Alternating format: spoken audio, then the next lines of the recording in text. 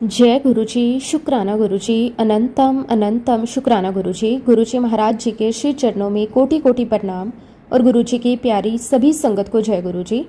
संगत जी, जब गुरुजी महाराज किसी का हाथ थाम लेते हैं तो उसके जीवन की दिशा ही बदल जाती है। जहाँ पहले हर कदम पर निराशा दिखाई देती थी, वहीं गुरुजी की कृपा से वही रास्ते आशा और खुशियों से भर जाते हैं। जो व्यक्ति अकेला महसूस करता था, उसे हर पल अपने साथ गुरुजी की उपस्थिति का अनुभव होने लगता है। गुरुजी महाराज जी की कृपा का कोई अंत नहीं है। वो बिना मांगे भी अपने बच्चों की झोली भर देते हैं, बिना बताए उनके दुखों को दूर कर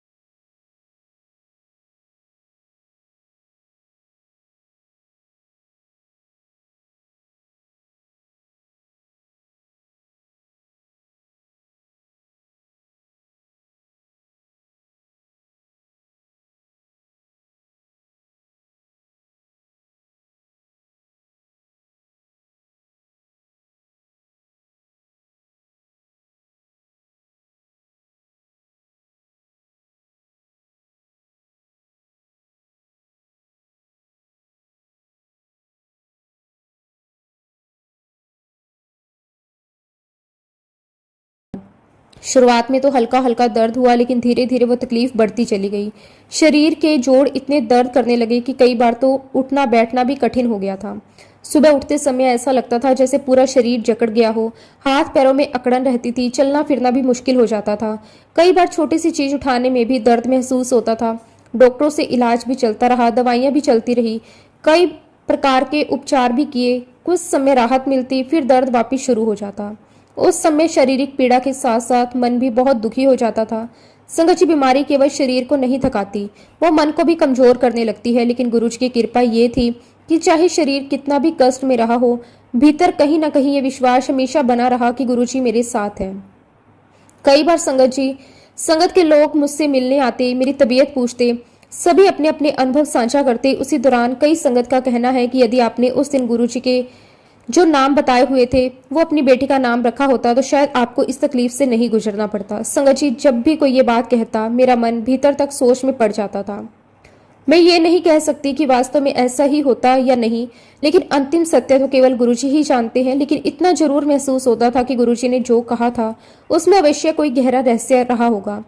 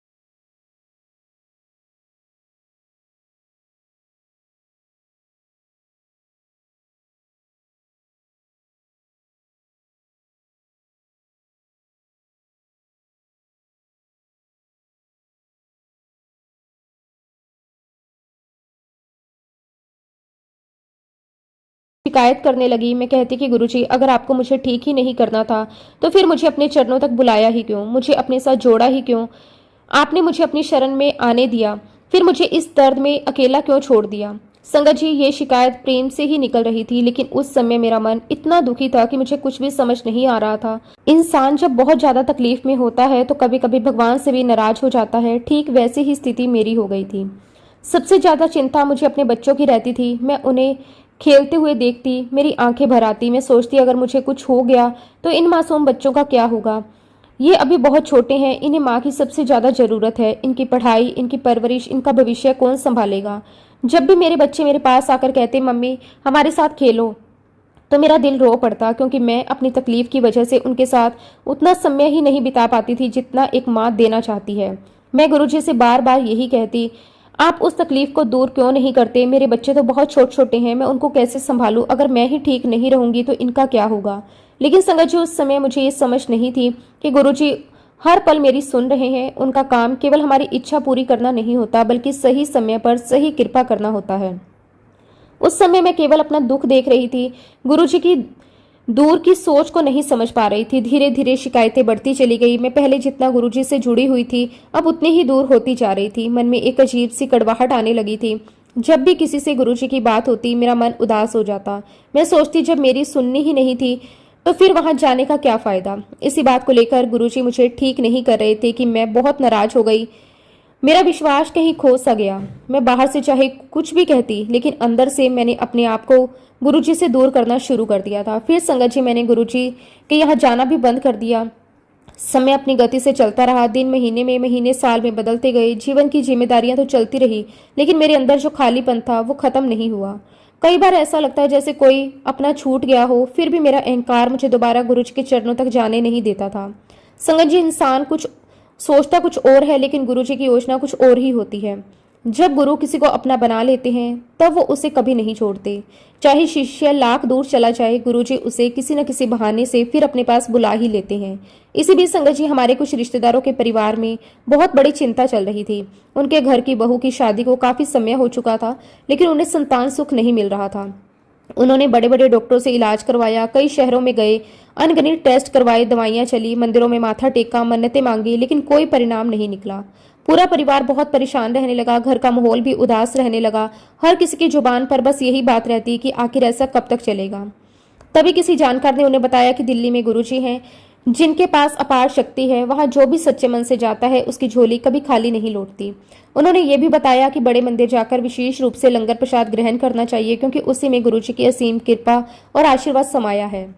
उन्होंने बिना देर किए दिल्ली जाने का निश्चय किया। पूरे विश्वास के साथ गुरुजी के बड़े मंदिर पहुंचे। वहां का वातावरण देखते ही उनके मन को अजीब सी शांति मिली। उन्होंने श्रद्धा से माथा टेका, गुरुजी को अपनी व्यथा सुनाई, फिर प्रेम से लंगर प्रसाद ग्रहण किया। वो कहते थे, जैसे ही उन्होंने लंगर प्रसाद लिया उनके मन का बोझ हल्का हो गया। उन्हें भीतर से विश्वास होने लगा कि अब सब अच्छा होगा। और सचमुच संगत जी, गुरुजी की असीम कृपा हुई। कुछ समय बाद उनके घर खुशखबरी आई। उनकी बहू प्रेग्नेंट हुई और बाद में गुरुजी के आशीर्वाद से उन्हें एक नहीं बल्कि 2 सुंदर बच्चों का सुख प्राप्त हुआ। पूरा परिवार खुशी से झूम उठा। हर कोई यही कह रहा था कि ये सब गुरुजी की कृपा है। उनकी आंखों में केवल ग्रेटिट्यूड था, होठों पर केवल एक ही शब्द था, शुक्राना। कुछ समय बाद संगत जी व रिश्तेदार हमारे घर आए। बातचीत के दौरान उन्होंने बड़े प्रेम से अपना पूरा सत्संग हमारे साथ साझा किया। उन्होंने बड़े भावुक होकर बताया कि किस प्रकार गुरुजी ने उनकी वर्षों पुरानी मनोकामना पूरी कर दी। उनकी आंखों में आंसू थे, लेकिन वो दुख के नहीं, खुशी और ग्रेटिट्यूड के आंसू थे। जितनी देर वे गुरुजी की महिमा सुनाते रहे, घर का वातावरण भी भक्तिमय हो गया। फिर उन्होंने हमें बताया कि हमारे ही शहर में भी समय समय पर गुरुजी का सत्संग होता है। उन्होंने बहुत ही प्रेम से कहा, एक बार चलकर देखो, गुरुजी जिसे बुलाते हैं वही वहां पहुंच पाता है। संगत जी, आज जब पीछे मुड़कर देखती हूँ तो समझ आता है कि वह सब कुछ कोई संयोग नहीं था, वो गुरुजी का दोबारा बुलावा था। ये उनकी महिमा थी। उन्होंने एक ऐसे परिवार को माध्य बनाया जो समय उनकी कृपा का अनुभव कर चुका था, ताकि मैं फिर से उनके चरणों तक लौट सकूं। लेकिन संगत जी, मेरे अंदर की नाराजगी अभी भी पूरी तरह खत्म नहीं हुई थी। बाहर से मैं सबकी बातें सुन लेती थी, लेकिन मेरा मन अभी भी शिकायतों से भरा हुआ था। मैं सोचती थी कि जब मेरी अपनी समस्या हल नहीं हुई तो फिर मैं दोबारा क्यों जाऊं। इसी बीच हमारे शहर में जब जब भी सत्संग होता, मेरे हस्बैंड बड़े प्यार से मुझसे कहते, चलो आज सत्संग में चलते हैं, थोड़ा मन भी शांत होगा और गुरुजी के चरणों में बैठने का अवसर मिलेगा। लेकिन मैं हर बार कोई ना कोई बहाना बना देती। कभी कहती तबीयत ठीक नहीं है, कभी कहती मेरा मन नहीं है, कई बार तो साफ शब्दों में कह देती मुझे नहीं जाना। अगर आपको जाना है तो आप चले जाइए। मेरे हस्बैंड कभी मुझ पर गुस्सा नहीं करते थे। वो केवल मुस्कुराकर कहते, कोई बात नहीं, जब गुरुजी बुलाएंगे तब तुम अपने आप चलोगी। उस समय उनकी ये बात मुझे समझ नहीं आती थी। संगत जी, इतना ही नहीं, मैं अपने बच्चों को भी सत्संग में जाने से मना कर देती थी। वे कभी अपने पापा के साथ जाने की इच्छा जताते तो मैं कहती, सत्संग में जाकर तुम लोग क्या करोगे, घर पर ही रहो। आज सोचती हूँ तो लगता है वो मेरा अहंकार बोल रहा था, मेरा दुख बोल रहा था। गुरुजी से नाराजगी इतनी बढ़ गई थी कि मैं अपने ही बच्चों को उस वातावरण से दूर रखने लगी थी। लेकिन गुरुजी की कृपा का तरीका ही निराला होता है। जब उनका बुलावा आता है तब कोई भी शक्ति उस बुलावे को रोक नहीं सकती। और संगत जी, हमारे शहर में जो आंटी अपने यहाँ पर सत्संग करवाती थी, वो बहुत ही प्रेम से गुरुजी का सत्संग अपने घर पर करवाया करती थी। उनके घर का वातावरण हमेशा बड़ा ही शांत और भक्ति में रहता था। जब भी वहां सत्संग होता, दूर दूर से संगत आती, कोई अपनी खुशियों का शुक्राना कर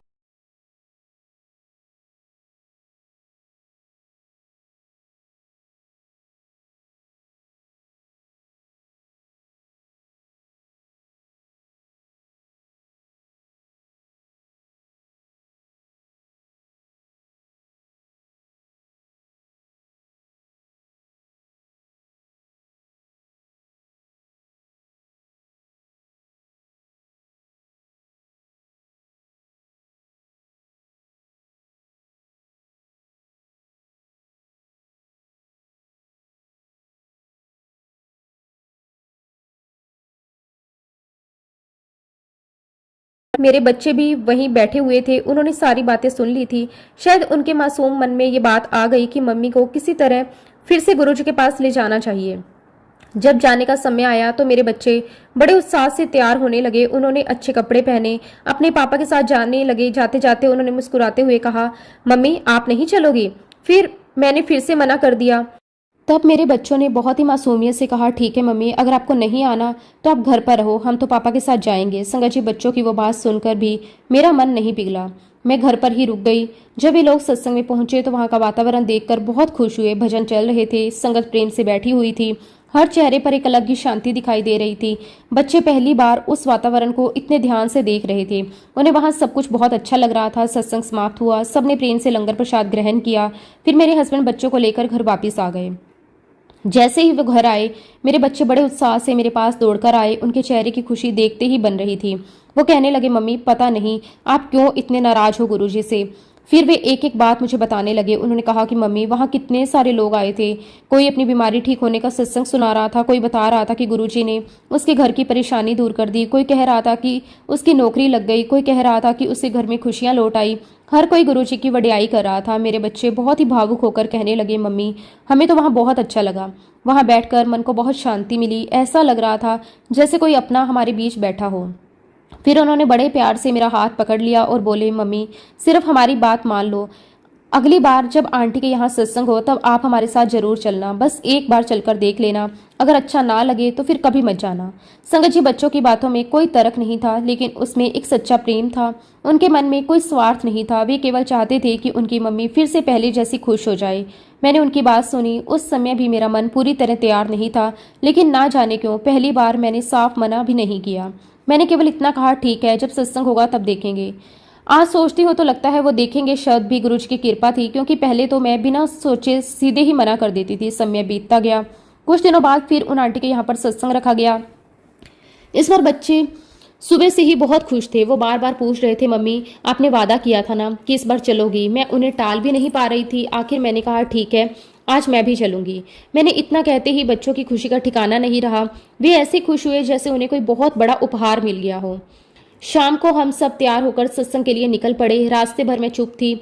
मेरे मन में ना जाने कितने विचार चल रहे थे। एक तरफ बच्चों की खुशी और दूसरी तरफ मेरे मन की पुरानी शिकायतें। मैं सोच रही थी कि इतने वर्षों बाद मैं फिर से उस माहौल में जा रही हूँ जिससे मैंने खुद को पूरी तरह अलग कर लिया था। जब हम वहां पहुंचे तो बाहर ही बहुत सारी गाड़ियां खड़ी थी। घर के बाहर जूते चप्पलों की लंबी कतार लगी हुई थी। दूर से ही भजनों की मधुर आवाज सुनाई दे रही थी। जैसे जैसे मैं दरवाजे के पास पहुंची, मेरा दिल तेज तेज धड़कने लगा। घर के अंदर गुरुजी का सुंदर दरबार सजा हुआ था। फूलों की सुगंध पूरे घर में फैली हुई थी। वातावरण इतना शांत था कि मन अपने आप स्थिर होने लगता था। लेकिन संगत जी, मेरे मन में अभी भी झिझक थी। मैं दरवाजे तक तो पहुंच गई, लेकिन जहां गुरुजी का दरबार लगा था वहां अंदर तक जाने की मेरी हिम्मत नहीं हुई। मुझे ऐसा लग रहा था जैसे मैं गुरुजी की आंखों में कैसे देखूंगी। इतने वर्षों तक उनसे नाराज रही, उनकी शरण छोड़ दी, उनके पास आना बंद कर दिया, अब अचानक उनके सामने कैसे जाऊंगी। इसलिए मैं अंदर नहीं गई। ना मैंने गुरुजी को माथा टेका, ना ही मैं दरबार के सामने जाकर बैठी। मैं चुपचाप बाहर आ गई, जहां कुछ चेयर्स लगी हुई थी। संगत जी मैं वहां जाकर एक कुर्सी पर बैठ गई। अंदर से भजन की आवाज आ रही थी, बीच बीच में संगत के जय गुरुजी की आवाज सुनाई देती थी। मैं बाहर से बैठी ये सब सुन रही थी। धीरे धीरे मेरे मन की बेचैनी कम होने लगी। ऐसा लग रहा था जैसे कोई अदृश्य शक्ति मेरे भीतर की कठोरपन को धीरे धीरे पिघला रही हो। सत्संग चलता रहा। फिर संगत जी लंगर प्रसाद का समय हो गया। सभी संगत प्रेम से लाइन में बैठ गई। मैं भी चुपचाप जाकर बैठ गई। मेरे सामने जब लंगर प्रसाद परोसा गया, मैंने पहले उसे बड़े ध्यान से देखा। मन में ना जाने क्या भाव आया। मैंने दोनों हाथ जोड़कर गुरुजी को याद किया और पहला निवाला मुंह में रखा। संगत जी आज भी जब उस अनुभव को शब्दों में बयान नहीं कर सकती। जैसे ही पहला निवाला मुंह में गया, मुझे ऐसा लगा कि केवल भोजन नहीं है, ये कुछ और ही है। उस स्वाद में ऐसी मिठास थी जो मैंने पहले कभी महसूस नहीं की थी। हर निवाले के साथ ऐसा लग रहा था जैसे मेरे मन की कड़वाहट भी धीरे धीरे खत्म हो रही हो। मुझे महसूस होने लगा कि वर्षों से जो बोझ मैं अपने भीतर लेकर घूम रही थी वो हल्का होता जा रहा है। ऐसा लग रहा था जैसे हर कोर मेरे अंदर प्रेम भर रहा हो, जैसे हर निवाले के साथ मेरे मन की शिकायतें धुलती जा रही हो। मेरी आंखें नम होने लगी। मैं समझ नहीं पा रही थी कि ये क्या हो रहा है। बस एक ही अनुभव था कि ये साधारण भोजन नहीं है। आप विश्वास नहीं करेंगे संगत जी, मुझे लंगर प्रसाद का एक एक निवाला ऐसा लग रहा था जैसे मैं अमृत चख रही हूँ। ऐसा महसूस हो रहा था कि मेरे अंदर कुछ बदल रहा है, कुछ बहुत ही पॉजिटिव हो रहा है। मेरे मन की कठोरता धीरे धीरे प्रेम में बदल रही थी। मेरे भीतर जो वर्षों से अंधेरा जमा हुआ था वहां जैसे रोशनी फैलने लगी थी। उस दिन संगत जी लंगर खाकर मुझे इतना अच्छा लगा कि मैं पूरे रास्ते उसी अनुभव के बारे में सोचती रही। घर पहुंचने के बाद भी मेरा मन उसी आनंद में डूबा हुआ था। जैसे ही मैं घर आई, मैंने सबसे पहले अपने बच्चों और अपने हस्बैंड से कहा, आज का लंगर प्रसाद वाकई ही किसी अमृत से कम नहीं था। ऐसा स्वाद मैंने कभी महसूस नहीं किया। मुझे नहीं पता उसमें क्या था, लेकिन उसे खाते ही मेरे मन को बहुत शांति मिली। मेरे हस्बैंड मुस्कुरा रहे थे। उन्हें शायद पहले से ही विश्वास था कि एक दिन गुरुजी मेरे मन की सारी नाराजगी दूर कर देंगे। इतने में मेरे बच्चे खुशी से बोले, मम्मी हमने पहले ही कहा था ना, पता नहीं आप क्यों गुरुजी से नाराज हो। हमारी बात मानो, अभी भी देर नहीं हुई, आप गुरुजी से माफी मांग लो। गुरुजी बहुत दयालु हैं, वो आपको माफ कर देंगे। संगत जी बच्चों के मुंह से निकले वो शब्द सीधे मेरे दिल में उतर गए। मुझे लगा जैसे गुरुजी उन्हीं मासूम बच्चों को माध्यम बनाकर मुझसे बात कर रहे हों। मैं तुरंत उठी, गुरुजी के स्वरूप के सामने जाकर खड़ी हो गई। मेरी आंखों से लगातार आंसू बह रहे थे। मैं हाथ जोड़कर रोते रोते कहने लगी, गुरुजी मुझे माफ कर दीजिए, मैंने आपको समझने में बहुत देर कर दी। मैं अपनी तकलीफ में इतनी उलझ गई कि आपका प्रेम भी भूल गई। मैंने बेवजह आपसे नाराजगी रखी, मैंने आपके दरबार से दूरी बना ली, लेकिन आपने फिर भी मेरा साथ नहीं छोड़ा। आपने मेरे बच्चों को माध्यम बनाया, आपने मुझे दोबारा अपने पास बुला लिया। गुरुजी मुझे माफ़ कर दीजिए, अब मैं कभी आपसे दूर नहीं जाऊंगी। संगत जी उस दिन मैंने दिल से माफ़ी मांगी। उस माफ़ी में कोई दिखावा नहीं था, वो मेरे जीवन का सच्चा समर्पण था। और संगत जी उसी रात मेरे जीवन में एक ऐसा अनुभव हुआ जिसे मैं कभी नहीं भूल सकती। उस रात गुरुजी महाराज जी ने मुझे ड्रीम दर्शन दिए। सपने में मैंने देखा कि गुरुजी बड़े प्रेम से मेरे सामने खड़े हैं। उनके चेहरे पर वही प्यारी मुस्कान थी। उन्होंने मुझे बड़े स्नेह से देखा, फिर मुस्कुराते हुए बोले, आंटी तू मुझे मानती क्यों नहीं। मैं चुपचाप उनकी ओर देखने लगी। फिर गुरुजी ने मुस्कुराकर कहा, मैंने तुझे बेटा नहीं दिया इसलिए तू मुझे नहीं मानती ना। संगत जी सुनते ही मेरी आंखों से सपने में ही आंसू बहने लगे। मैं तुरंत हाथ जोड़कर बोली, नहीं गुरुजी ऐसी कोई बात नहीं है, मैं आपसे नाराज थी, लेकिन अब मुझे अपनी गलती समझ आ गई। गुरुजी बस मुस्कुराते रहे। उनकी मुस्कान में इतना अपनापन था कि मेरा सारा डर खत्म हो गया। फिर गुरुजी मुझे कहने लगे, आंटी तू छोले भटूरे खाएगी। और संगत जी मैंने कहा कि हाँ जी गुरुजी। बस संगत जी मेरा सपना टूट गया। मैंने उसी वक्त अपने हस्बैंड को उठाया, उनको सारी बात बताई कि गुरुजी ने मुझे सपने में दर्शन दिए। और संगत जी सुबह मैंने गुरुजी के स्वरूप के सामने खड़े होकर फिर से गुरुजी से दिल से माफ़ी मांगी। संगत जी मुझे इस सपने का मतलब तो समझ नहीं आया कि गुरुजी ने छोले भटूरे के लिए क्यों कहा, लेकिन उसके बाद संगत जी मैंने अपने घर पर भी गुरुजी महाराज जी का सत्संग करवाया और संगत जी लंगर प्रसाद में मैंने छोले भटूरे रखे। शायद मुझे ऐसा लगा कि गुरुजी महाराज इसी तरफ इशारा कर रहे थे। संगत जी गुरुजी महाराज जी ने मुझे बहुत बहुत प्यार दिया है, हर पल मुझे संभाला है, हर पल मेरा साथ दिया है। लेकिन संगत जी हम ही ऐसे हैं कि जो गुरुजी महाराज जी के प्यार को भी समझ नहीं पाते। हमसे गलतियां हो जाती हैं, जाने अनजाने में हो जाती हैं, जानबूझकर हो जाती हैं, लेकिन गुरुजी महाराज जब किसी बच्चे का हाथ थाम लेते हैं तो फिर वो कभी नहीं छोड़ते। मैं अपनी हर गलती के लिए गुरुजी महाराज जी से क्षमा चाहती हूँ। संगत जी, गुरुजी महाराज जी का बहुत बहुत शुक्राना करती हूँ।